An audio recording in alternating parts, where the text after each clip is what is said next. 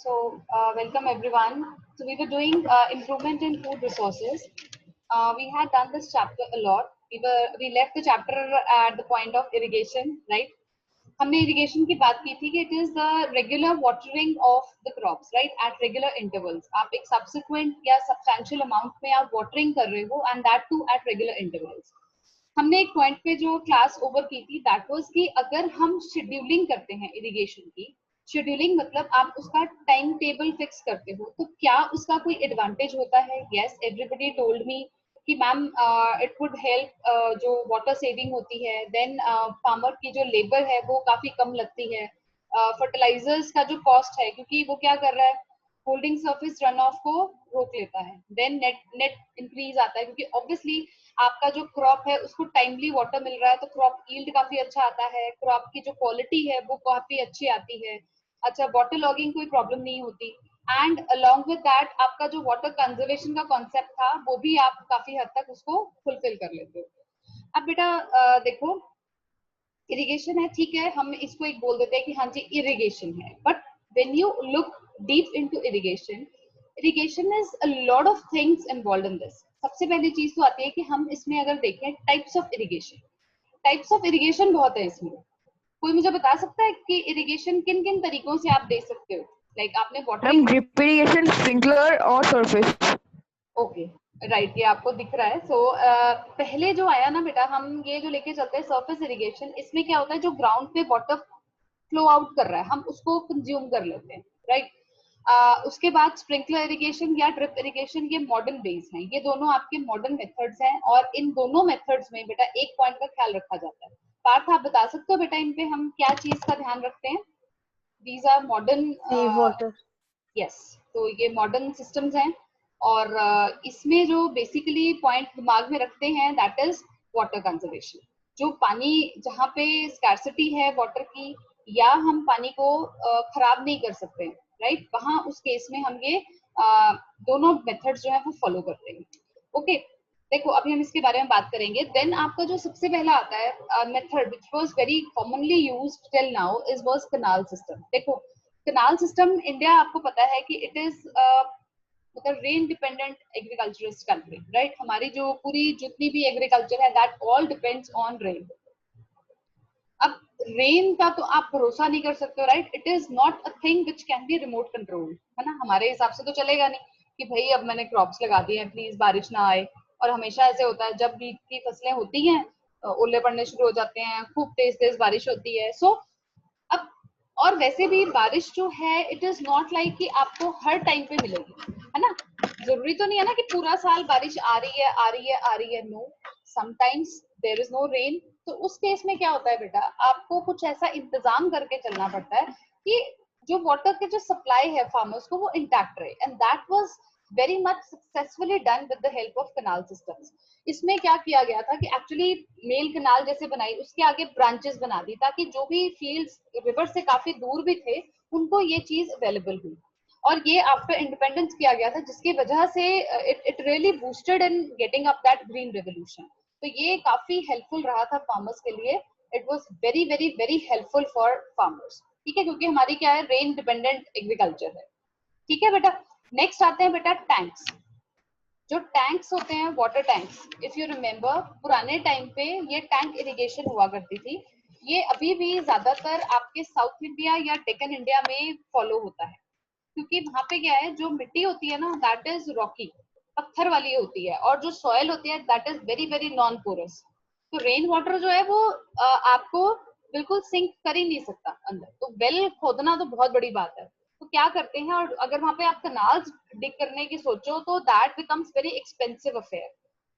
इसमें सिर्फ प्रॉब्लम क्या रहती है कि बहुत बड़ा एरिया आपको कवर करके रखना पड़ता है पानी से। देन इवेपोरेशन का रेट हमने पढ़ा था ना ये केमिस्ट्री में, जैसे ही हम एरिया बढ़ा देते हैं रेट ऑफ इवेपोरेशन भी बढ़ जाता है। प्लस आपको पूरा साल बारिश से पानी नहीं मिल रहा क्योंकि इनको अल्टीमेटली जो पानी मिलेगा टैंक में, जो पानी आएगा that will be coming from the rainfall. So ये इनडायरेक्टली आपके क्या है, रेन डिपेंडेंट होते हैं। So they are indirectly dependent on rain. ठीक बेटा,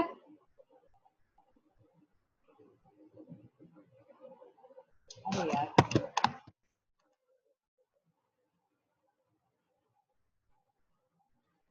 मैम वो आपने ड्रॉबैक्स के एंड में क्या लिखा हुआ है? Not perennial supply of air, मतलब सॉरी वाटर, मतलब क्या होता है कि पूरा साल, पेरेनियल मतलब होल ईयर, पूरा साल पानी की सप्लाई नहीं होती ना, जब रेन आएगी तभी ये पूरे फिल होंगे और आपको वाटर यहाँ से मिल सकता है, राइट।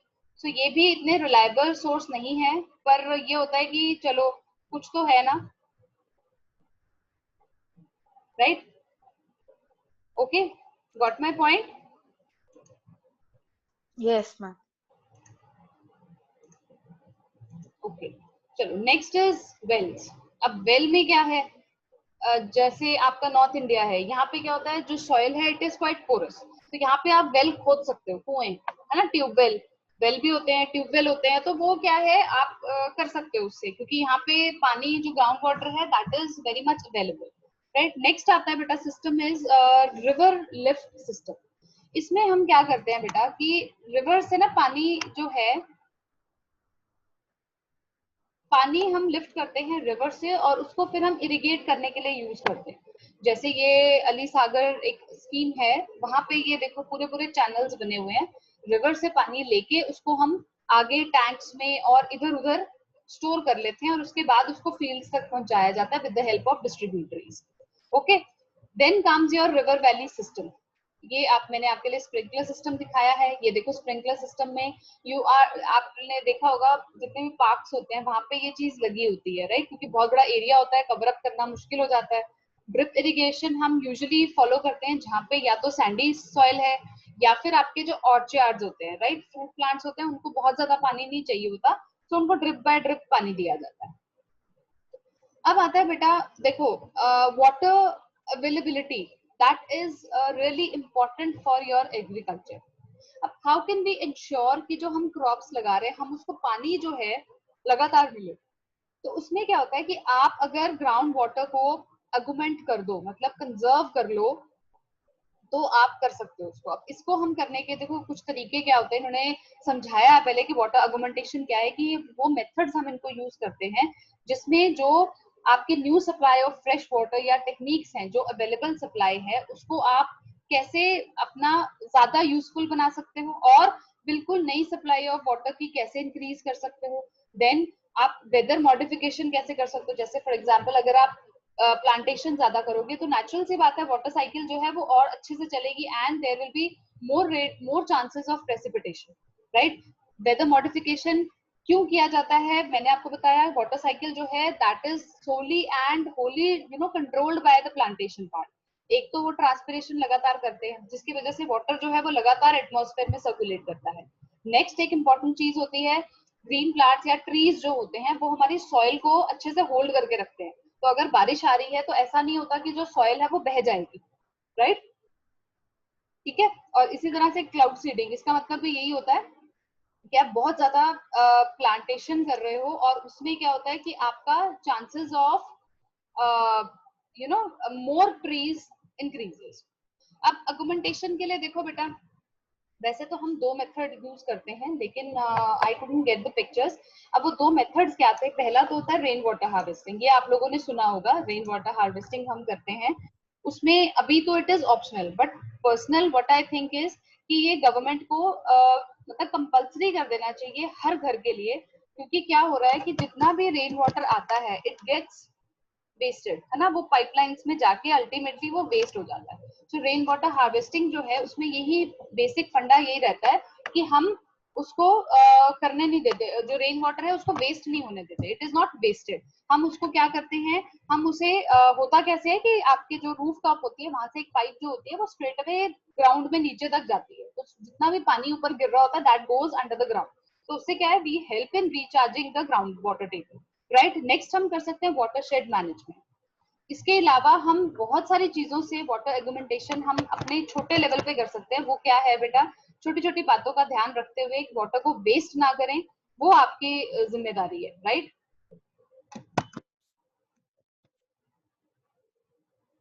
वाटर शेड मैनेजमेंट, देखो इसमें रहता कैसे है बेटा,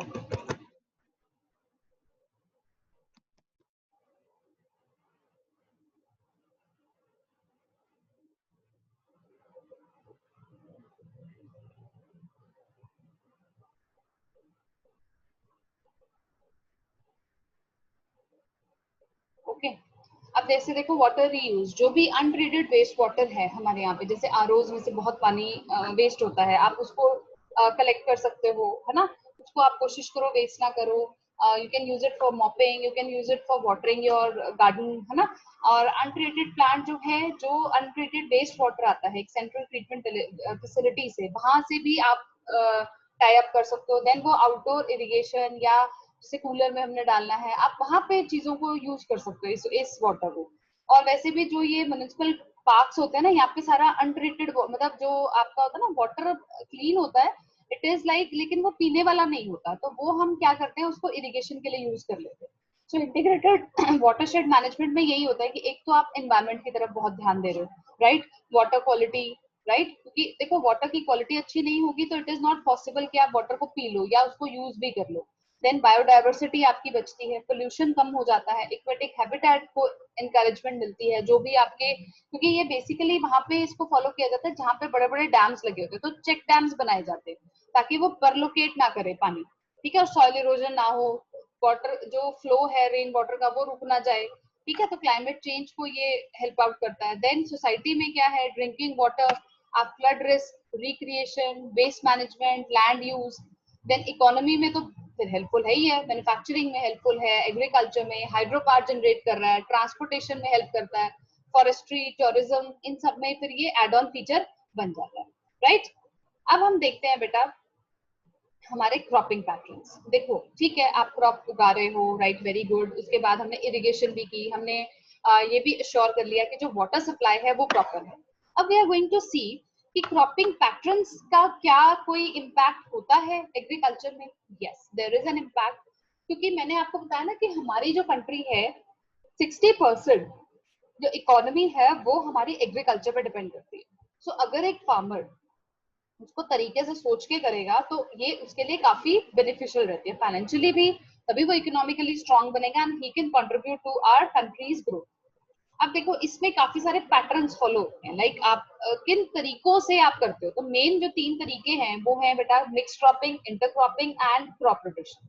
सो मिक्स क्रॉपिंग क्या होता है कि एक ही टाइम पे आप 2 या 2 से ज्यादा क्रॉप्स को ग्रो कर रहे हो, but there is no distinct row अरे, मतलब अरेंजमेंट नहीं होता प्रॉपर, बस ऐसे ही हैपेजेटली आप 2 या 3 क्रॉप्स जो है वो ग्रो करते हो। लेकिन इंटरक्रॉपिंग में क्या होता है, you follow a very particular pattern, आप एक पैटर्न फॉलो करते हो, राइट। एक रो हमने कॉलीफ्लावर की लगा दी, एक हम चिलीज की लगा देते हैं, इस तरह से there is some pattern over there, ठीक है। और जो क्रॉप रोटेशन होता है उसमें क्या रहता है बेटा, क्रॉप रोटेशन इज इम्पोर्टेंट, क्योंकि देखो मिक्स फार्मिंग, मिक्स क्रॉपिंग और इंटरक्रॉपिंग का तो ये बेनिफिट होता है बेटा कि अगर सपोज एक क्रॉप में गॉड फॉरबिडन अगर कोई पेस्ट लग जाता है या कोई एक क्रॉप खराब हो जाती है, तो फार्मर के पास एक साइड बाय एक और क्रॉप तैयार है, ठीक है। फाइनेंशियली उसको इतना लॉस नहीं होगा जितना जीरो होने से होगा, राइट। क्रॉप रोटेशन जो है that is beneficial for your soil.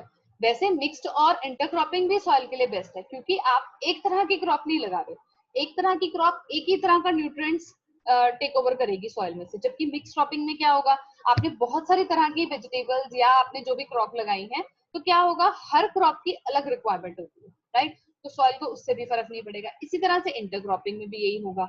लेकिन क्रॉप रोटेशन में क्या होता है, सपोज आई हैव, मैंने कोई लगाए, सपोज करो व्हीट लगाया, ठीक है।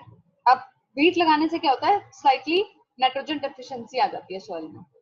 अब 2 रास्ते होते हैं, या तो आप फर्टिलाइजर लगाओ, फर्टिलाइजर्स का खूब यूज करो, या फिर आप लेग्यूमिनस प्लांट्स लगा लो। Leguminous plants as you are very much aware कि उनमें क्या होते हैं, लेग्यूमिनस नोड्यूल्स होते हैं, राइट। और उसके अंदर कौन सा बैक्टीरिया होता है, राइजोबियम, राइट।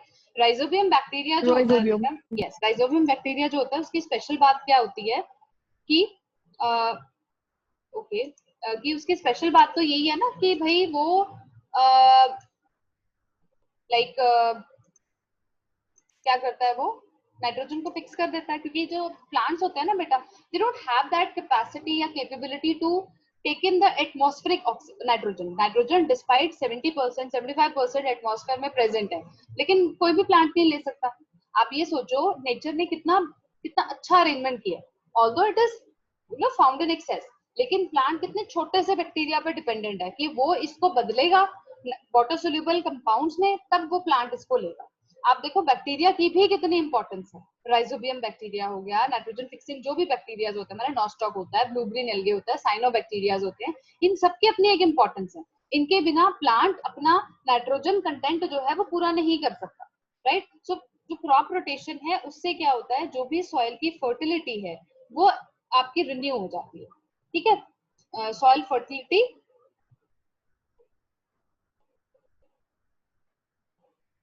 अरे यार अभी ना ये पेन मेरा चल नहीं रहा है, तो फर्टिलिटी यस एनहांस हो जाती है, ठीक हो गया, एनहांस हो गई। उसके अलावा और क्या चांसेस होते हैं, हम क्या कर रहे हैं, सॉइल को टाइम दे रहे हैं कि वो प्रिपेयर हो जाए नेक्स्ट क्रॉप के लिए, राइट। उसके ऊपर एक्स्ट्रा बर्डन नहीं होता। तो ये साइकिल चल, जैसे लेग्यूमिनस है, लेग्यूमिनस से हमने क्या किया, उसके बाद जो भी रूट प्लांट्स होते हैं वो लगा दिए, उसके बाद हमने फ्रूट प्लांट्स लगा दिए, देन जो लीफी प्लांट्स होते हैं वो लगा लिए। तो एक सिंपल सिस्टम है जो ये फार्मर्स फॉलो करते हैं, और इससे क्या होता है, दे आर उनको एक्सपेंसिव भी नहीं पड़ता। ये नेचुरल मेथड है। फर्टिलाइजर्स ऐड करेंगे, एक तो एनवायरमेंट को काफी नुकसान है, दूसरा उनकी पॉकेट को बहुत नुकसान है, राइट। अब हम एक बार इनके बीच के डिफरेंस देख लेते हैं। देखो इंटरक्रॉपिंग में क्या होता है बेटा, हम क्या करते हैं कि जो भी जो स्पेस होता है ना, जैसे मेन क्रॉप है उसके 2 रोज के बीच में आपको थोड़ी सी स्पेस देनी पड़ती है, तो उसके बीच में हम कर लेते हैं ताकि वो जगह भी वेस्ट ना गई, समझे मेरी बात। जैसे सपोज ये आपका एक रो है, एक ये रो है, तो ये सेंटर में जगह बच गई, तो यहाँ पे हम क्या करेंगे, हम कोई और क्रॉप लगा लेंगे, राइट। ठीक है बेटा, हम यहाँ पे कोई और क्रॉप लगा लेंगे, तो इसको बोलते हैं intercropping. Yes, got my point. ठीक है बेटा, यहाँ पे we will be getting something else, right, clear. जबकि जो मिक्स क्रॉपिंग होता है, हम उसमें क्या करते हैं कि वैसे तो ये होता है मिनिमम 1 क्रॉप होता है, लेकिन अंडर फेवरेबल कंडीशंस आप काफी सारी तरह की क्रॉप्स उगा लेते हो। क्रॉप रोटेशन क्या होता है, it is used you know to increase fertility of the soil. जैसे मैंने आपको बताया कि इसमें हम कॉम्बिनेशन यूज करते हैं depending on the type of the main crop. इसमें क्या है, इंटरक्रॉपिंग में मेन एम्फेसिस तो मेन क्रॉप पे दिया जाता है, इसमें हर क्रॉप की इक्वल केयर करते हैं। इसमें 2 टाइप के क्रॉप्स जो हैं वो एक के बाद एक के बाद आते हैं एक ही फील्ड में, राइट। जैसे अगर सपोज करो फर्स्ट 3 मंथ्स के लिए वीट आया, तो नेक्स्ट 3 मंथ्स के लिए पल्सेस आ जाएंगे, राइट।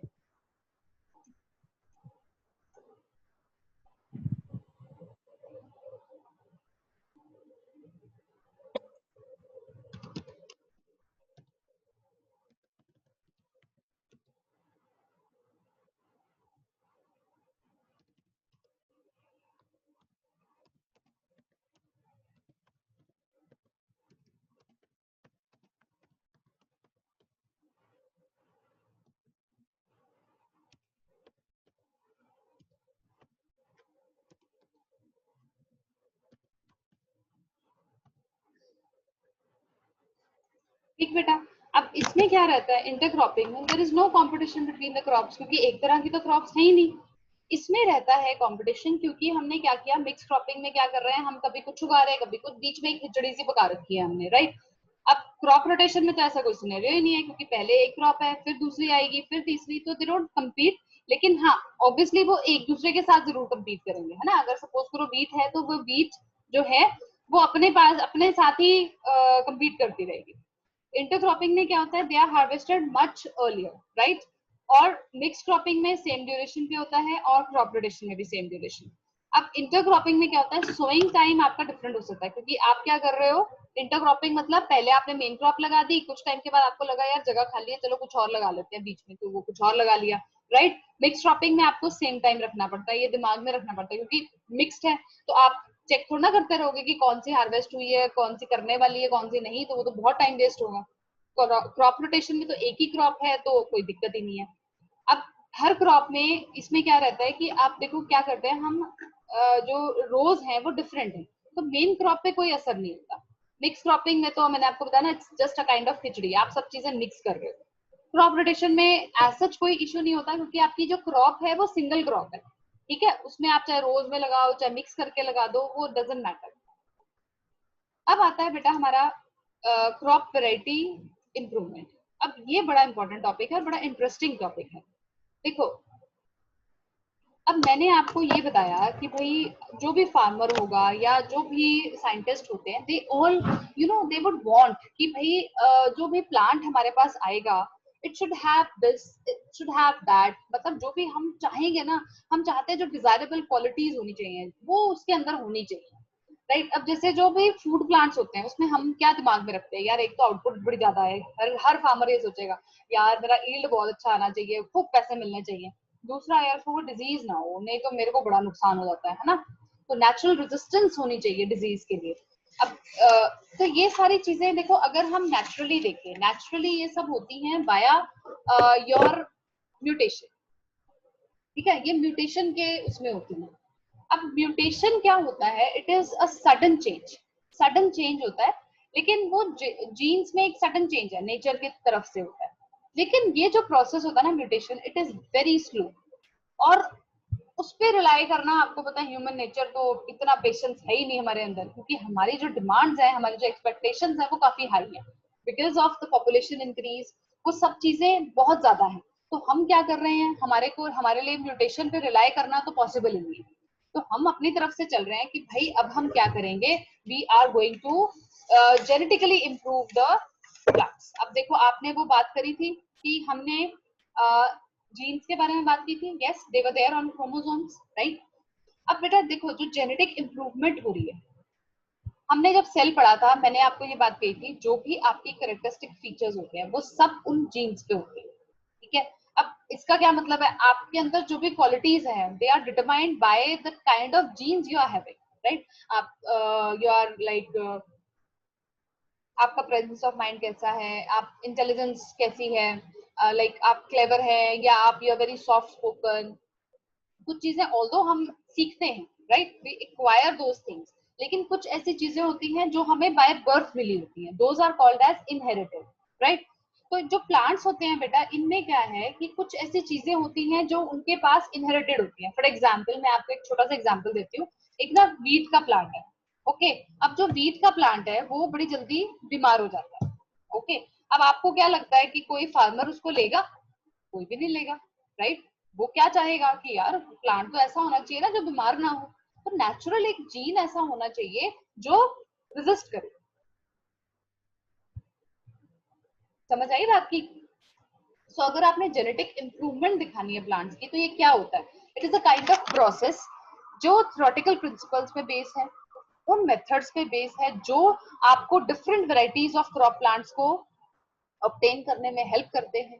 वो जो वेराइटीज आती हैं वो आप जैसी मर्जी एनवायरमेंटल कंडीशंस दे दो, आपको बहुत अच्छी प्रोडक्शन देंगे, हाई ईल्ड देते हैं, वेरी स्टेबल ईल्ड, और उनकी जो क्वालिटी होती है that is also very good, ठीक है।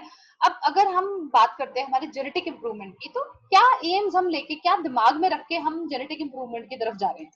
पहली चीज तो ऑब्वियसली हमारा ईल्ड जो है वो ज्यादा होना चाहिए, so performance should be increased. Number 2, there should be high productivity. Natural सी बात है, क्योंकि हमें पोटेंशियल प्रोडक्टिविटी जो चाहिए है वो ज्यादा चाहिए। रेजिस्टेंस इंप्रूवमेंट चाहिए, पेस्ट से उसको कुछ ना हो, बीमारियां ना लगे उसको, जैसे कई बार धूप, लाइक टेम्परेचर रेंज जो है वो ज्यादा होना चाहिए। देन एग्रोनॉमिक कैरेक्टरिस्टिक्स, जैसे कि नए नए जो टाइप्स हैं, जीनोटाइप्स, हम उसको लें जो आपके मॉडर्न जो एग्रीकल्चर है उसको फॉलो करता है। Then quality increase, nutritive value जो है, जैसे व्हीट में अगर आपको कार्बोहाइड्रेट वैल्यू ज्यादा मिलेगी तो obviously you will feel happy. Oil seed आप लेने जा रहे हो तो उसमें फैट कंटेंट ज्यादा होना चाहिए, तभी उसका फायदा है लेने का। देन एरिया ऑफ एक्सप्लॉयटेशन, मतलब जहां पे वो रह सकते हैं वो वाइडन अप हो जाना चाहिए। और वाइल्ड जो वेराइटीज होती हैं, वाइल्ड स्पीशीज हैं, उनको टेम करके हमारी डोमेस्टिक स्पीशीज बनाना, because every wild species we can't eat, okay. अब ठीक है, ये आई सारी बात, लेकिन ये बताओ कि भाई what is the need of, एक सेकेंड बेटा, what is the need of higher crop yield? हमारी जरूरत ही क्या है कि हम इतना ज्यादा इसको करें? क्या जरूरत है? वो जरूरत क्या है? पहला पॉइंट है हायर ईल्ड। नेचुरल सी बात है, देखो पहला पॉइंट ही यही आता है कि आप ये जो भी आप चीज सोच रहे हो, जेनेटिक मॉडिफिकेशन करने की सोच रहे हो, जेनेटिक इंप्रूवमेंट करने की सोच रहे हो, उनके पीछे रीजन एक होता है कि भाई हमें प्रोडक्टिविटी बढ़ानी है, ठीक है। आप क्वालिटी के सीड्स लाओगे, अगर आपको याद हो 8th क्लास में भी when we started up with the chapter, ठीक है, तो हमने उसमें भी ये चीज पढ़ा था कि आपका जो ये होता है ना सिलेक्शन ऑफ सीड्स, वो डैमेज सीड्स मत लो, है ना, ऐसे एक पॉइंट आता है सिलेक्शन ऑफ सीड्स में। सो आपकी प्रोडक्टिविटी ऑब्वियसली हर फार्मर ये मतलब चाहेगा कि भाई मैं अच्छे सीड्स लेके आऊं, तो क्वालिटी सीड्स का प्रोवाइड करना इसका एक एम है। देन इम्प्रूव्ड क्वालिटी होनी चाहिए, जैसे मैंने आपको बताया न्यूट्रिटिव वैल्यू जो है वो इंक्रीज होनी चाहिए। जैसे फॉर एग्जांपल अगर हम पल्सेस की बात करते हैं तो उसमें जो प्रोटीन क्वालिटी है वो ज्यादा होनी चाहिए, राइट। इसी तरह से वीट में, ओके समझ आया। देन बायोटिक और Yes, एबायोटिक जो ma'am. रेजिस्टेंस है, Yes, ma'am. रेजिस्टेंस का मतलब होता है आप किसी चीज को ना अपोज कर रहे हो। अब जैसे आप हो, सपोज करो आप स्कूल जा रहे हो, ठीक है। अब स्कूल में आपको कई तरह के स्ट्रेस को फील करना पड़ता है। We as parents we don't understand that thing, क्योंकि हमने बहुत लॉन्ग टाइम पहले किया और उस टाइम पे टाइम अलग था। लेकिन इस टाइम पे you face a lot of bullying, you face a lot of peer pressure, right. आपको ये सारी चीजें, ये स्ट्रेस देता है। तो आप इन चीजों को कैसे, यू आर ऑब्स्ट्रक्टिंग, आप इसको कैसे अपोज कर रहे हो to maintain yourself, that will be called as resistance. ऐसे ही प्लांट्स आपको रेजिस्टेंस शो करते हैं। अब प्लांट्स के ऊपर भी बायोटिक रेजिस्टेंस भी है और रेजिस्टेंस नहीं, स्ट्रेसेस और एबायोटिक स्ट्रेसेस भी है। बायोटिक स्ट्रेसेस में क्या क्या आता है, डिजीजेस आ जाएंगी, पेस्ट आ जाएंगे परेशान करने के लिए, है ना। जैसे अब हम भी हैं, अगर अब जैसे कोरोना है, आजकल कोरोना बहुत इन ट्रेंड है, राइट। अब क्या सबको हो गया? नहीं, जो इसको रेजिस्ट कर पा रहा है वो रिकवर कर रहा है ना। एक बॉडी के अंदर एक अपनी एक इम्यूनिटी होती है। सो वही चीज है, डिजीज है, पेस्ट है, इंसेक्ट्स है, ये क्या होते हैं, ये क्रॉप्स को ना रेजिस्ट, मतलब इसको करना पड़ता है। अगर वो हर बैक्टीरिया से, हर वायरस से बीमार होने लग गया तो कोई भी फार्मर उसको पसंद ही नहीं करेगा, क्योंकि वो फार्मर को क्या करेगा, इकोनॉमिक लॉस देगा। इसी तरह से एबायोटिक स्ट्रेसेस, एबायोटिक स्ट्रेसेस क्या होते हैं, जैसे सूखा पड़ गया, बारिश ही नहीं हुई, या फिर बहुत ठंडी है, राइट, या फिर बहुत गर्मी है। तो उस केस में भी बेटा हमारे जो क्रॉप्स हैं they just come to that. तो हम एज ह्यूमंस हम ये सोचते हैं कि अगर हम इसके जीन्स को थोड़ा सा मॉडिफाई कर दें तो क्या ये इन चीजों को डील कर लेगी। तो those kind of crops are called resistant crops. हमें क्रॉप्स को स्ट्रॉन्ग बनाना पड़ता है। जैसे मैं एज अ मदर अपने बच्चों को यही सिखाती हूँ, we can't control the outside world, we can make ourselves stronger, right. हमें हर चीज को डील करना आना चाहिए, राइट। इसी तरह से जो साइंटिस्ट होते हैं, जो ये जेनेटिक बायोटेक्नोलॉजी में जो काम करते हैं, जेनेटिक इंजीनियरिंग में जो काम करते हैं, ये यही करते हैं, ये क्रॉप्स को सिखाते हैं कि how you have to deal with those things. Then changes in maturity duration, आपकी क्रॉप कब मेच्योर हो रही है, मतलब वो कब हार्वेस्टिंग के लिए तैयार हो रही है। इसमें ना दो चीजें होती है बेटा, एक तो होता है अर्ली मैच्योरेशन, बहुत जल्दी मेच्योर हो जाए। उसका ये मतलब होता है कि देखो अगर सपोज एक फार्मर ने आज क्रॉप लगाई, पहले क्या होता था 6-6 महीने वेट करनी पड़ती थी, राइट, सॉरी। तो 6 महीने वेट करना तो it's such a big time. अगर हम वही मेच्योरिटी का टाइम 3 मंथ्स कर दें तो फार्मर के लिए फायदा हो गया ना।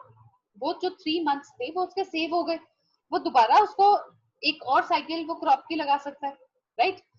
यूनिफॉर्म मैच्योरेशन में क्या होता है कि यूनिफॉर्म मतलब जैसे सपोज करो आपने एक क्रॉप लगाया और उसमें या हम मिक्स क्रॉपिंग लगा ले, तो यूनिफॉर्म का मतलब होता है एक जैसी मैच्योरिंग। तो उसमें क्या होगा, एक तो फार्मर का टाइम बच जाएगा, उसको हार्वेस्ट करना इजी हो जाएगा, राइट। नहीं तो क्या होगा, पहले वो चेक करता रहेगा ये हार्वेस्ट के लिए तैयार है, नहीं ये तैयार है, नहीं। सो वो बड़ी प्रॉब्लम क्रिएट हो जाएगी। सो वो इजी हो जाता है उसके लिए।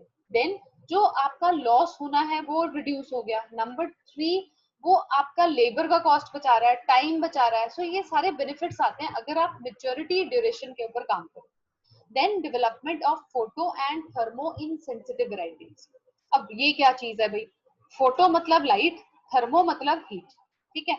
अब इसका क्या मतलब होता है कि बेटा कुछ ऐसी वेराइटीज जो जिनके ऊपर लाइट का कोई फर्क नहीं पड़ रहा, टेम्परेचर का कोई फर्क नहीं पड़ रहा, उन वेराइटीज को डेवलप करना। तो इससे क्या फायदा होता है कि हम उनको we can do intercontinental agriculture also. हम कहीं से जैसे सपोज करो कि यूएसए की कोई एक बीट है या कोई भी एक वैरायटी है, वो वहां पे बहुत अच्छी उगती है, लेकिन हमारे यहाँ नहीं हो सकती because we have so hot and humid condition.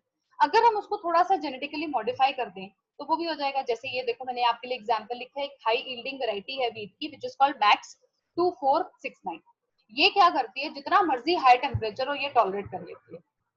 अब हमारे यहाँ पे तो गर्मी है ही है, वी नो दैट, राइट। अगर हमारे पास ऐसी कोई वैरायटी होती है जो हाई टेम्परेचर को बियर कर सकती है तो that will be helpful for farmer. तो ये चीज हो गया। नेक्स्ट आता है बेटा डिजायरेबल एग्रोनॉमिक ट्रेट्स और वाइडर अडेप्टेबिलिटी। अब डिजायरेबल एग्रोनॉमिक ट्रेड्स मतलब जो हमें चाहिए। आपको पता ना, ह्यूमंस अपनी मर्जी के मालिक होते हैं। हमें जो चाहिए अगर वो मिल गया तो हम ओके कर देते हैं, नहीं तो फिर हमें नहीं पसंद, हम तो सीधा ही ऐसे कह देते हैं, राइट। बेचारे प्लांट्स की क्या गलती, हम ही उसको लगे हुए मॉडिफाई करने में। जैसे कि अब देखो, जो फॉडर क्रॉप्स होती हैं जो हम कैटल्स को खिलाते हैं, वो हमें चाहिए होती है लंबी, जबकि सिरल्स होते हैं वो हमें चाहिए छोटे। आप मुझे रीजन दे सकते हो इसका, cereals why they are prefer to be short? Logic लगाना है सिर्फ इसका। देखो, चलो हिंट देती हूँ, हम क्वेश्चन पूछे ना एक बार। दोबारा पूछती हूँ बेटा। सिरल जो क्रॉप्स होती हैं जैसे वीट, वीट के केस में why do we prefer a short heighted plant?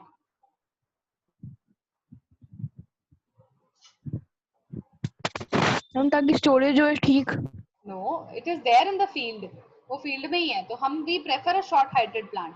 Parth आप बता सकते हो? पृथ्वी? उसको काटने में आसानी हो, हाँ जी। उसको काटने में आसानी हुए। नहीं, देखो, जब ये देखो कि हमको whenever hint they there is अच्छा। खरीफ सीजन जो होता है ना बेटा, जब हमारी ये लग रही है क्या बोलते हैं, वीट नहीं, रबी है, नॉट खरीफ रबी है, खरीफ है।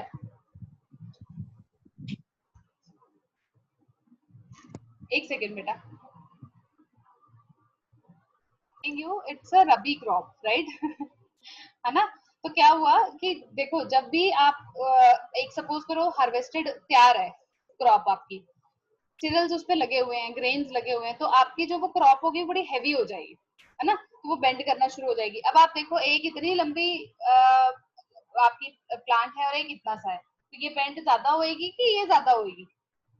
टॉलर प्लांट जो है वो ज्यादा होगा, राइट, तो वो लॉस होता है। दूसरा, जब विंड्स चलती हैं, बहुत हवाएं चलती हैं, तब बड़ी दिक्कत होती है, तब जो टॉल प्लांट्स होते हैं उनपे डैमेज ज्यादा आएगा as compare to the shorter plants. Okay. और वाइडर अडेप्टेबिलिटी का मतलब क्या होता है कि जिनके पास बहुत सारे फीचर्स होते हैं और वो फटाक से जल्दी जो उनकी रिक्वायरमेंट्स होती है उनके हिसाब से वो अडेप्ट कर जाते हैं। जैसे ICP-H8, this is hybrid pigeon P plant है, ये जल्दी मेच्योर होता है, डिजीजेस से भी बच जाता है, और जो नॉर्मल प्लांट होता है उससे 30 से 40% ज्यादा आपकी ईल्ड देता है। ठीक है, तो अभी हम मैकेनिज्म करते हैं, we will start the mechanism. Yes so ma'am.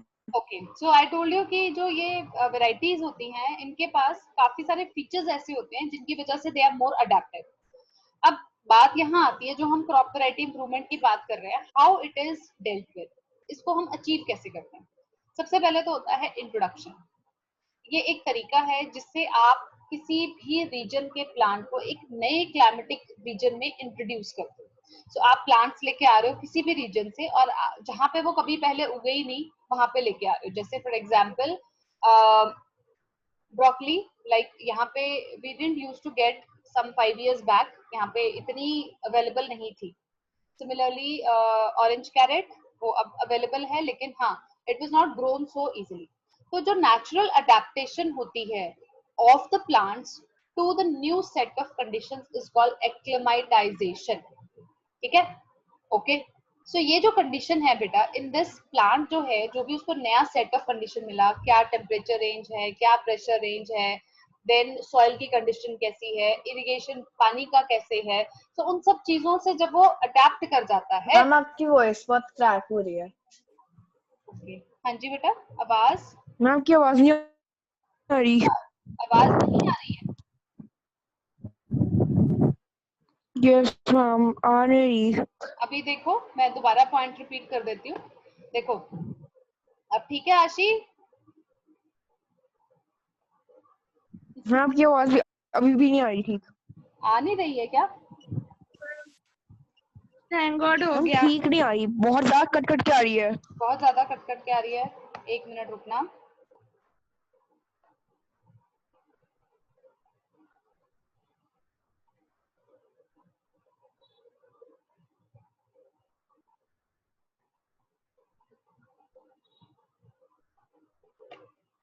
Okay, अब मुझे बताना बेटा, I have change the connection, अब ठीक है?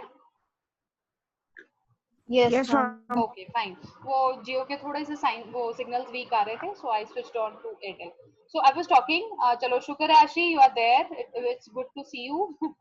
And Abhishek to.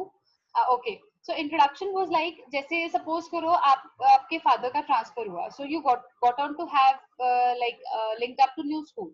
So naturally you take some time to adapt to the new teachers, to new students, right?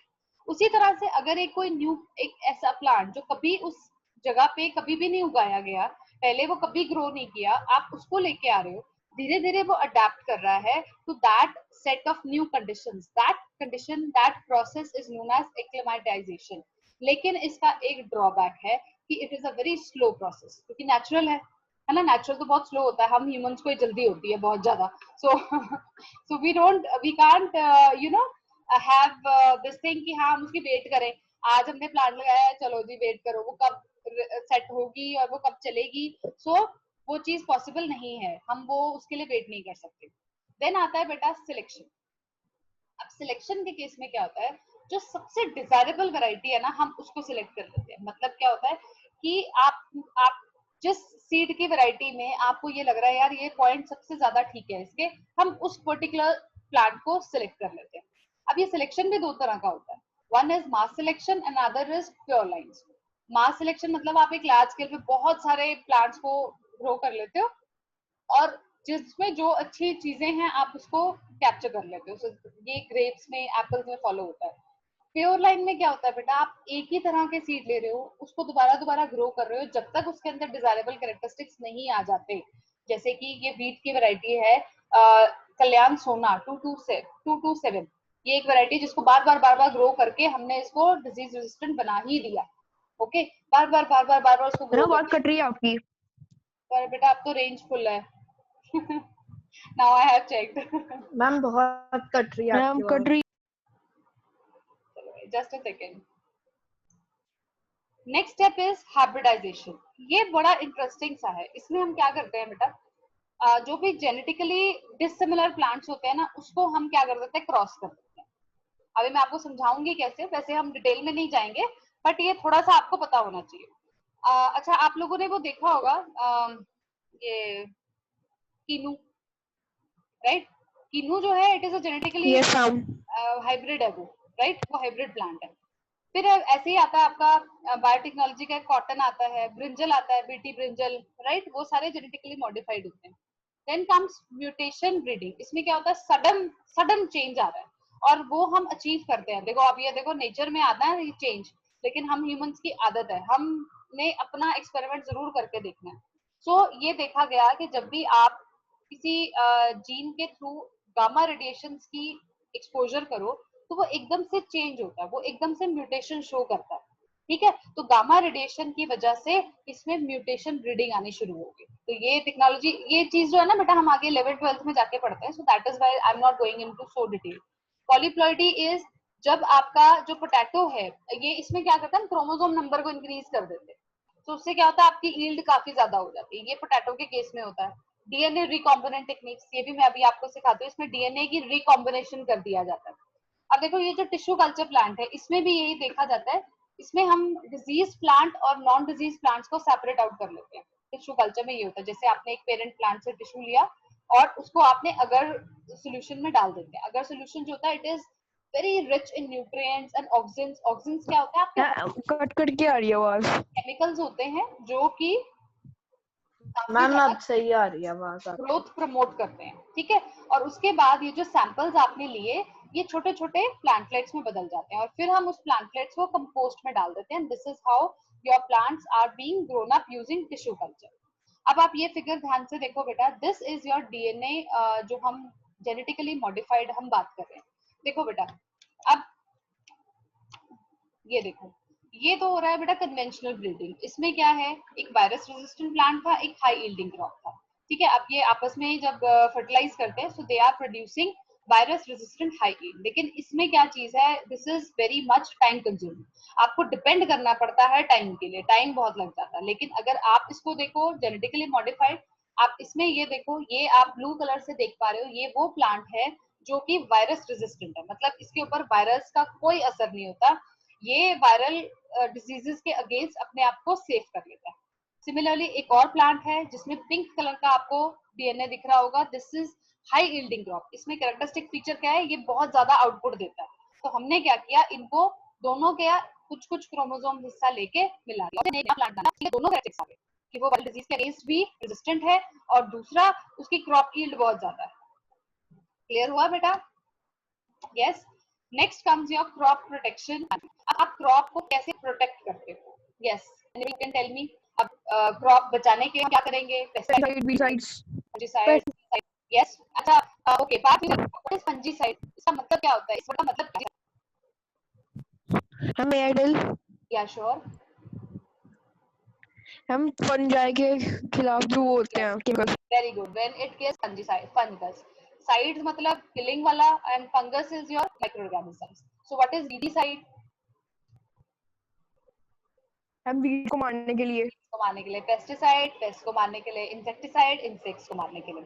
इसके अलावा yes, ये जो चीजें हैं बेटा, pesticides, insecticide, fungicide, weedicide, they are all chemicals. Okay, अब केमिकल्स है, हम कोशिश आजकल ये कर रहे हैं कि we should be minimally using these chemical substances, क्योंकि एक तो ये पोल्यूशन बहुत कॉज करते हैं, राइट? They are harmful for us. Ma'am मैं लीव कर दूं? हाँ श्योर बेटा, ठीक है। और वो क्या करते हैं, फार्मर की हेल्थ पे भी इम्पैक्ट डालते हैं। सो हम इसके लिए कोशिश ये करते हैं कि हम रेजिस्टेंट वेराइटीज यूज करें जो पेस्ट के अगेंस्ट, इंसेक्ट्स के अगेंस्ट, फंगस के अगेंस्ट, वीड्स के against they are quite resistant. Then जो सोइंग का ऑप्टिमम टाइम है उसके लिए हम प्रेफर करें, जैसे जो खरीफ क्रॉप्स, जो खरीफ सीजन होता है ना, उसमें आपके वीड्स बहुत ज्यादा होते हैं।